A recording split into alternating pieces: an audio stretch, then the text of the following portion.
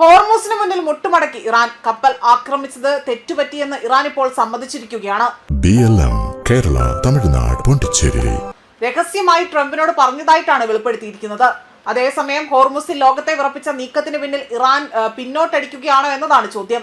അമേരിക്കയുടെ കടുത്ത സൈനിക തിരിച്ചടിക്ക് ശേഷം തങ്ങളുടെ നടപടി വലിയൊരു അബദ്ധമായിരുന്നുവെന്ന് ഇറാൻ സമ്മതിച്ചിരിക്കുകയും ലോകത്തെ സമ്പദ് വ്യവസ്ഥയുടെ ജീവനാഡിയായ ഹോർമൂസ് കടലിടുക്കിലൂടെ കടന്നുപോകുന്ന വാണിജ്യ കപ്പലുകൾക്ക് നേരെ ഉണ്ടായ ആക്രമണവും കപ്പൽ ഗതാഗതം തടസ്സപ്പെടുത്തിയ നടപടികളും ആഗോളതലത്തിൽ വലിയ ആശങ്ക സൃഷ്ടിക്കുകയാണ്.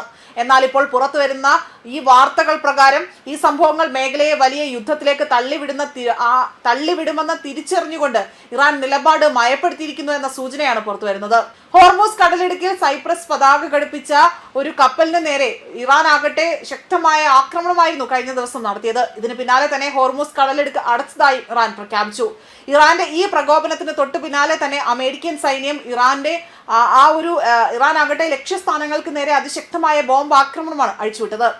അതിര് കടത്തിക്കൊണ്ട് വലിയ രീതിയിൽ അതിര് കടന്ന സൈനിക നടപടികളിലേക്ക് കടക്കുകയും തന്നോട് അവിടെ വലിയ രീതിയിൽ 3-1 വ്യോമാക്രമണങ്ങൾ നടത്തുവാൻ ഇവിടെ പറഞ്ഞതായി തന്നെയാണ് ചില മാധ്യമങ്ങൾ റിപ്പോർട്ട് ചെയ്തിരിക്കുന്നത്. മാത്രമല്ല ഇറാൻ ആകട്ടെ ഇവിടെ നടത്തിയ ആക്രമണങ്ങൾ തങ്ങൾ നടത്തിയതാണ് എന്ന് സമ്മതിച്ചതായി തന്നെ അമേരിക്കൻ പ്രസിഡന്റ് ഡൊണാൾഡ് ട്രംപ് തന്നെ ഇവിടെ വെളിപ്പെടുത്തുകയാണ്. അതുമാത്രമല്ല ട്രംപ് ആകട്ടെ ഉന്നത നയതന്ത്ര ഉപദേശകരുമായി തന്നെ നടത്തിയ രഹസ്യ ചർച്ചകൾ ഇറാനിലെ മുതിർന്ന ഉദ്യോഗസ്ഥന്റെ സംഭവത്തെക്കുറിച്ച് വിശദീകരണം നൽകിയെന്നതാണ് വിവരം. ഹോർമൂസിൽ നടന്ന സംഭവ വികാസങ്ങൾ നിയന്ത്രണം വിട്ടുപോയെന്നും സാഹചര്യങ്ങൾ വഷളാകാനുള്ള ഉദ്ദേശമായിരുന്നു എന്നതാണ് ഇറാൻ അറിയിച്ചതായി തന്നെ റിപ്പോർട്ടുകൾ സൂചിപ്പിക്കുന്നത്. സംഘർഷത്തിന്റെ കേന്ദ്രമായി മാറിയത് സൈപ്രസ് പതാകയുമായി സഞ്ചരിച്ച MV കപ്പൽ ആണ് എന്നതാണ്. അതിന് നേരെയാണ് ശക്തമായ ആക്രമണം ഉണ്ടായതും. ഇതിന് പിന്നാലെ തന്നെ ഹോർമൂസ് കടലിടുക്കിലെ കപ്പൽ ഗതാഗതത്തിന് നിയന്ത്രണം ഏർപ്പെടുത്തുമെന്ന് ഇറാൻ പ്രഖ്യാപിച്ചതോടുകൂടി തന്നെ എണ്ണവില ഉൾപ്പെടെയുള്ള അന്താരാഷ്ട്ര വിപണികൾ കൂടുതലായി തന്നെ ഇതിനെ പ്രതികരിച്ചുകൊണ്ട് രംഗത്ത് വരികയാണ്. എന്നാൽ ഇറാന്റെ ഈ നീക്കത്തിന് പിന്നാലെ തന്നെ അമേരിക്ക ശക്തമായ സൈനിക നടപടി ആരംഭിച്ചിട്ടുണ്ട്. US സെൻട്രൽ കമാൻഡിന്റെ നേതൃത്വത്തിൽ ഇറാന്റെ തന്ത്രപ്രധാന സൈനിക കേന്ദ്രങ്ങൾ ലക്ഷ്യമിട്ടുകൊണ്ട് ആക്രമണങ്ങൾ നടന്നു എന്നും അതുമാത്രമല്ല വ്യോമ പ്രതിരോധ സംവിധാനങ്ങൾ, ഡ്രോൺ നിയന്ത്രണ കേന്ദ്രങ്ങൾ, സൈനിക അടിസ്ഥാന സൗകര്യങ്ങൾ എന്നിവയ്ക്ക് നാശനഷ്ടമുണ്ടായി എന്നതാണ് റിപ്പോർട്ടുകൾ. ഇതോടെയാണ് ഇറാൻ നയതന്ത്ര ചാനലുകളിലൂടെ തന്നെ സ്ഥിതിഗതികൾ ശമിപ്പിക്കാൻ ശ്രമിക്കുന്നു എന്ന വിലയിരുത്തൽ ശക്തമായതും.